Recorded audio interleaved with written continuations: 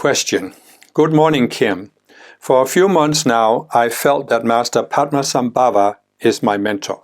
Padmasambhava is an ascended master. He was embodied in the East, in the Buddhist tradition, as the one who brought Buddhism to Tibet. So there was a historical figure called Padmasambhava, but he's now an ascended master. In my contact with him, I sense a high energy I'd never experienced before. Well, that's what you'll actually sense with any ascended master, but nevertheless. I feel he has a very direct approach, no fuss. That's how it is and no other way. Many ascended masters are like that because they experience reality, right? And we come with our personal opinions, our egos, biases, and value judgments, and we often come to the teaching, we want to be validated. We want to have our beliefs affirmed. And the masters are, of course, anchored in reality, so they're not going to validate our illusions. So when you're contacting the ascended master, it is like a shock. It's like hitting the concrete experience that the master isn't going to change because you have your beliefs. And don't call me master. Misplaced devotion gets you nowhere. That's correct. The masters don't need our devotion. They don't need to be worshipped by us. They don't need any energy from us. That's the value of ascended masters. That's why they are unbiased, because they don't need anything from us. So they don't need to validate us or make us worship them. Always with respect for human free will, of course. This morning I woke up with a question that Padmasambhava would like to answer through you. He says, a very simple question, but in his view important enough to ask. The question is, why are the dictations usually so long? And if you're not familiar with this, I have been trained by the Ascended Masters starting in 2002 to take messages from them. They are called dictations. So what I've been trained to do is go into a neutral state of mind. I attune my consciousness to a particular master who uses my mind and vocal cords to speak this dictation. And sometimes they're 20 minutes long, sometimes they're 45 minutes, sometimes they're an hour, sometimes they're an hour and a half. They can be very long. And I have over the years had some people question this. Why are they so long? And the main reason for this, in my understanding, is that what the masters are doing with the dictation is quite complex. I've talked about how the material universe has 4 levels: the identity, mental, emotional, and purely physical. And so when the master is giving a dictation, it's working in all 4 levels. And so the master is giving certain words, and the words have a certain meaning, and they may give a certain teaching through the words. And you can understand this teaching intellectually. But the master is also directing certain matrices, thought forms, images into the identity, mental, and emotional level of the planet. And they are, of course, directing energy into these 3 levels. And this goes into what the master called the collective consciousness, because all human beings are connected with this collective consciousness. And so when the master decides to give a dictation, the master has a certain vision, well, what's the purpose of the dictation? And so it has something it wants to achieve.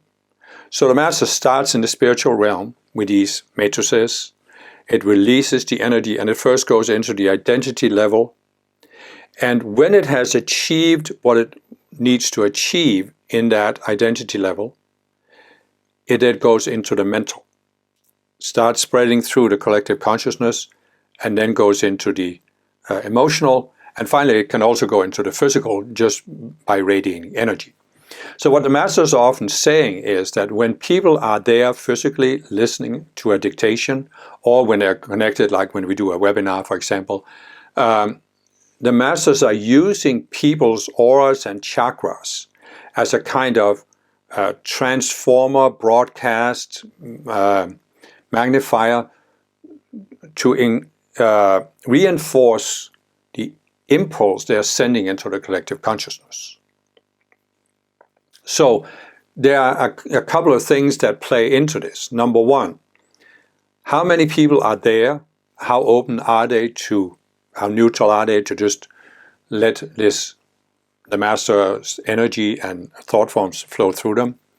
And what is it the Masters want to accomplish, and how much opposition or resistance is there in the collective consciousness to the Master's message? So in other words, the more people are there, the more neutral they are, the more powerful the impulse coming from the Master.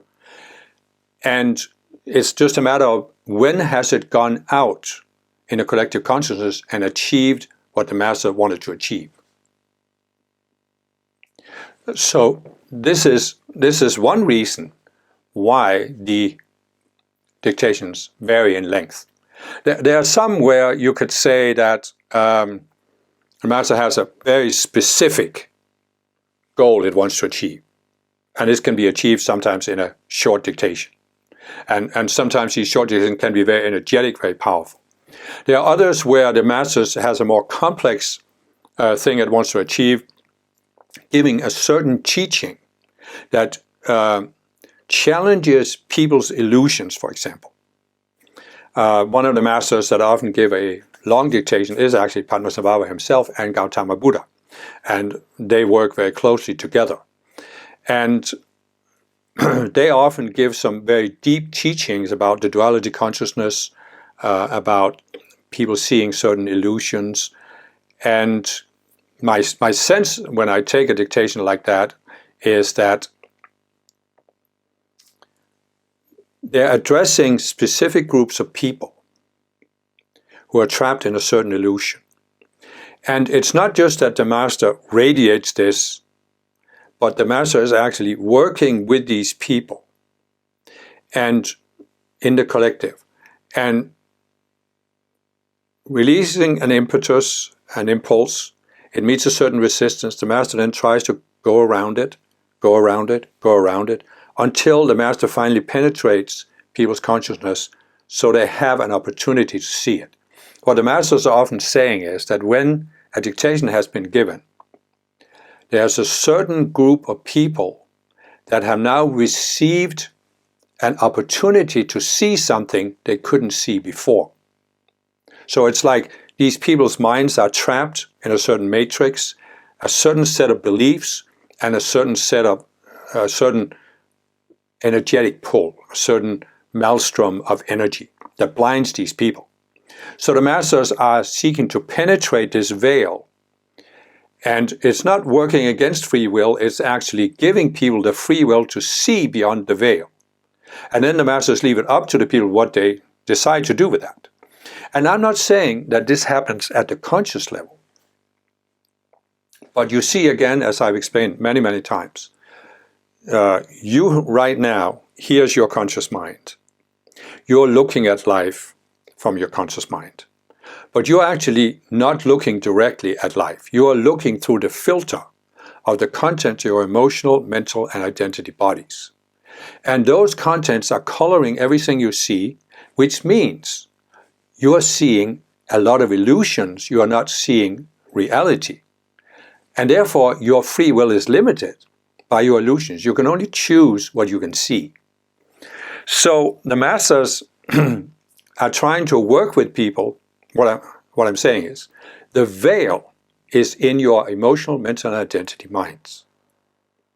Not that you're not consciously aware of this. So the Masters are trying to work with people to penetrate that veil, to shatter the veil, to help people see beyond the veil, so they suddenly have a choice that they couldn't see before. It wasn't that they didn't have it, they just couldn't see it. And so it sometimes takes a certain time for the Masters to get through that veil and attain the goal that they want to achieve.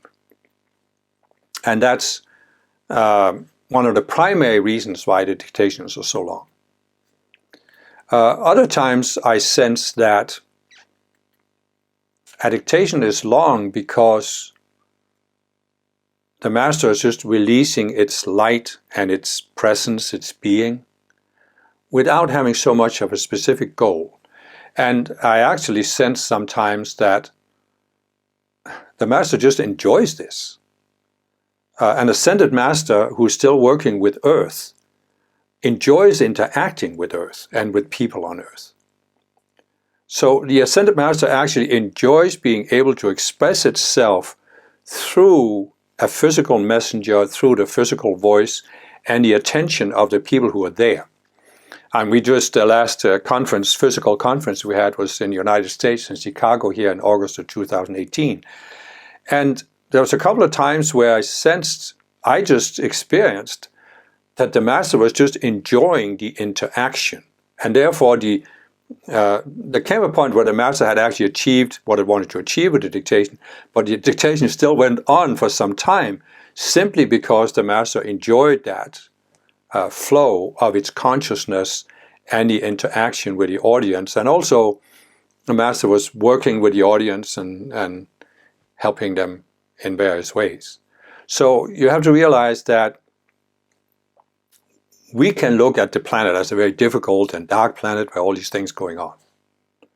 And of course it is from a certain perspective, but the Ascended Masters are ascended. They are not burdened by what we are burdened by. So they have chosen, an Ascended Master could move on. There are so many opportunities an Ascended Master has, but some Ascended Masters have chosen to stay with us to help us. And they enjoy doing their work. They enjoy interacting with us. And the more people are able to tune into them and interact with them, the more enjoyable it is for the Master. The Master is obviously still focused on helping, but an Ascended Master can actually still enjoy helping, enjoy being able to do what is its chosen function for Earth. And I can only say it's enormously enjoyable for me to feel that flow of the Master through me. And I experience also that it's very enjoyable for many of the people who are there and who are able to tune in to that aspect of the Master's being.